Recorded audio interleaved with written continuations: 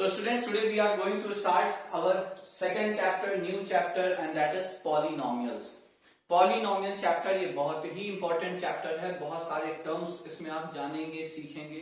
Polynomial की definition तो जानेंगे ही जानेंगे और बहुत सारी थ्योरम्स हैं जो कि बहुत इंपॉर्टेंट हैं. So and at last will be looking at identities also. कुछ आइडेंटिटी आप लोगों ने 8th क्लास में पढ़ रखी होंगी, बट उसके आगे बहुत सारी आइडेंटिटीज जो कि अब आप जो पढ़ेंगे इस क्लास में, ये आपके लिए आगे आने वाले कई वर्षों तक आपको ये सहायता आपके लिए इंपॉर्टेंट रहेगा, यूजफुल रहेगा बच्चों. So this chapter is going to be extremely important for all of you. सबके लिए बहुत ही महत्वपूर्ण चैप्टर होगा. ठीक है, तो चलिए शुरू करते हैं. तो एज ऑलवेज हम लोग हमेशा की तरह यहाँ पे भी सबसे पहले कुछ टर्म्स जो हमें रिक्वायर्ड है, जो हमें चाहिए पॉलिनोमियल्स को डिफाइन करने के लिए, उन टर्म्स से को समझते हैं. उन्हीं से हम लोग यहाँ पे प्रारंभ करते हैं. तो पहला टर्म है variables. How, what are variables? Variables होते क्या हैं किसी भी पॉलिनोमियल में, किसी भी अलजेब्राइक एक्सप्रेशन में? तो देखिए, वेरिएबल्स क्या है कि एवरी एक्सप्रेशन और इक्वेशन. तो यहाँ पे सिर्फ इक्वेशन लिखा है, यहाँ पे हम और भी एक चीज ऐड करेंगे, एवरी इक्वेशन और एक्सप्रेशन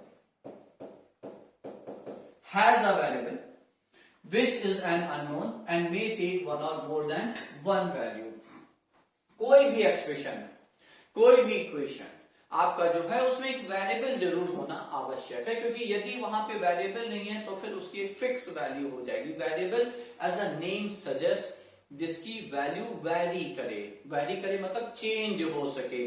तो जिस चीज की वैल्यू चेंज हो सकती है, जो अलग अलग वैल्यू ले सकता है, वो हमारे लिए वेरिएबल कहलाता है. फॉर एग्जाम्पल, अगर हम आपसे कहें कि एक एक्सप्रेशन है 2 square plus 3 square minus 4 into 3. अब ये बताइए कि ये एक्सप्रेशन हमारे किस काम का? ये तो सिंगल एक वैल्यू है, इसमें कोई चेंज आप कर सकते हैं, कुछ भी और यहां से इंटरप्रेट किया जा सकता है? आंसर है बिल्कुल भी नहीं. कारण ये तो एक वैल्यू आ जाएगी भाई, 9 plus 4 13 minus 12 is equal to 1. So this is just a value, इसका और कुछ नहीं किया जा सकता. बट इसी की जगह अगर हम यहाँ पे लिखें x square plus like 3 into x minus 4 into x. अब ये जो हमने यहाँ पे लिखा, ये आपका एक एक्सप्रेशन है और x चूंकि यहाँ पे वेरिएबल की तरह से एक्ट कर रहा है, तो फिर आप इसे फर्दर कह सकते हैं. ठीक है, आपने कहा ये हमने एक्स स्क्वायर माइनस एक्स लिख दिया, बट स्टिल इसकी बहुत इंपॉर्टेंस है. कैसे? ये एक आपका एक्सप्रेशन है, x यहाँ पे वेरिएबल है और x यहाँ पे कोई भी वैल्यू, कोई भी मान ले सकता है. अब आप यहाँ पे x की वैल्यू रखना शुरू करेंगे. आप कहेंगे x को 1 रखेंगे तो आप 1 रख दीजिए, 1 माइनस 1 0 आ जाएगी वैल्यू. आप 2 रखना चाहें तो 2 स्क्वायर 4 माइनस 2 2 आ जाएगी. आप जो मर्जी आए वहां पे x की वैल्यू रख सकते हैं. ठीक है, तो एक्सप्रेशन देखिए, बिना वेरिएबल के, बिना एक ऐसे टर्म के जिसकी वैल्यू चेंज की जा सके, जिसको कोई वैल्यू असाइन किया जा सके, किसी एक्सप्रेशन या इक्वेशन का कोई खास पर्पस नहीं होता बच्चों. ठीक है, तो कहने का अभिप्राय यह है कि जैसे अगर वेरिएबल नहीं है तो हर चीज कांस्टेंट है, और अगर कांस्टेंट है तो फिर हमें उस चीज का कोई खास इंपॉर्टेंस हम लोगों के सामने उसकी होती नहीं है. ठीक है, सो एवरी इक्वेशन एंड और expression has an unknown which is called a variable which can take one or more value.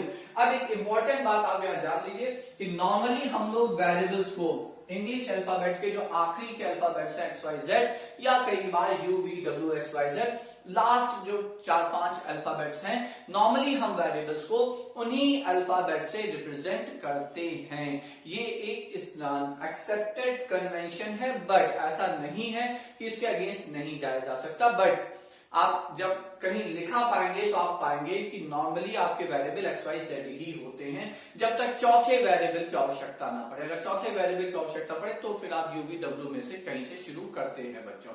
So this is how we define variable of an expression और एन इक्वेशन. तो ये पहला term था related to this chapter and that is variable here.